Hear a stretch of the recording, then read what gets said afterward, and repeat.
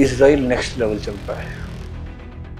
वो दूसरे देशों के अंदर घुस के मार के आता है। देश है गजनी टाइप का देश है वो नोट कर लेता है।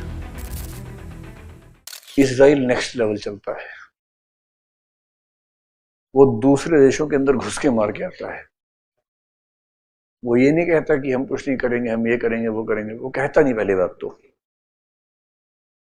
वो ऐसा खुंदकी देश है, गजनी टाइप का देश है वो नोट कर लेता है।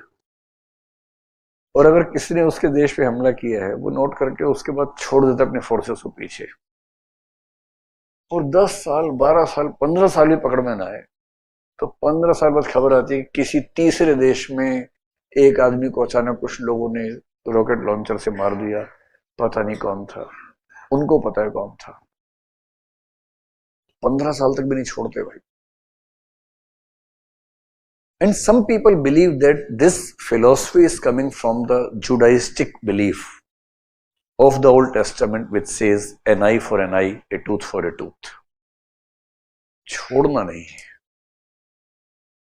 हिसाब तो बराबर होके रहेगा। एक बहुत इंपॉर्टेंट ऑपरेशन था, उस ऑपरेशन का नाम शायद थंडरबोल्ट है, आप देखिएगा, है ना। बड़ा मतलब यूनिक ऑपरेशन माना जाता है।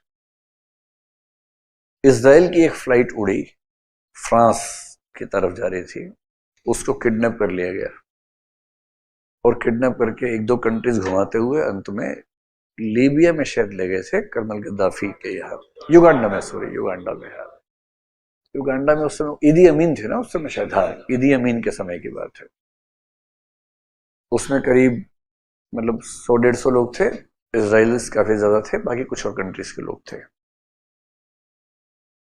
ये इजराइली कर सकता है, किसी और कोई और सोचेगा भी नहीं ऐसा जो उन्होंने किया।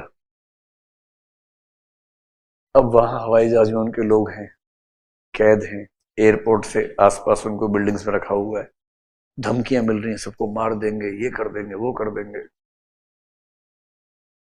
तो इजराइल की सेना ने क्या किया, एक ऑपरेशन किया। एक फ्लाइट से उड़े, आधी रात को सीधे युगांडा के एयरपोर्ट पे उतरे,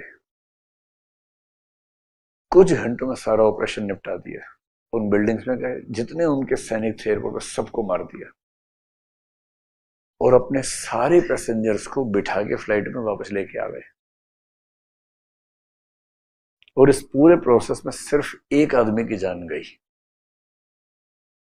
उसका नाम था Jonathan Netanyahu, who happens to be real brother of Benjamin Netanyahu, the prime minister of Israel, जो लंबे समय से प्राइम मिनिस्टर रहा, बीच में हटता फिर आ जाता है। ये हरकत वही कर सकते हैं भाई। भारत वाले शांतिपूर्ण बातचीत करते हैं। आजकल थोड़ा भारत का भी हो गया कि लोग डरते हैं, पता नहीं क्या कर देंगे। जैसे पाकिस्तान इस समय हरकत नहीं करेगा, उसको पता है कि एक तो मोदी जी हैं, अमित शाह हैं, योगी जी हैं, इलेक्शन आने वाला है। ये बड़ी खतरनाक चीज है भाई। सरहदों पर तनाव है क्या, पता करो देश में चुनाव है क्या। तो चुनावी साल में हम लोग आने वाले हैं, अब बम पटाखे ज्यादा बजेंगे। तैयार रहिए खबरों के लिए। So the basic concept of real politics, बाकी सब बातें भाड़ में जाए। तो रियल पॉलिटिक्स समझ में आ गया। इस तरह की अप्रोच अगर है किसी कंट्री की तो उसको बोलेंगे रियल पॉलिटिक बेस्ड अप्रोच, यानी कि रियलिज्म।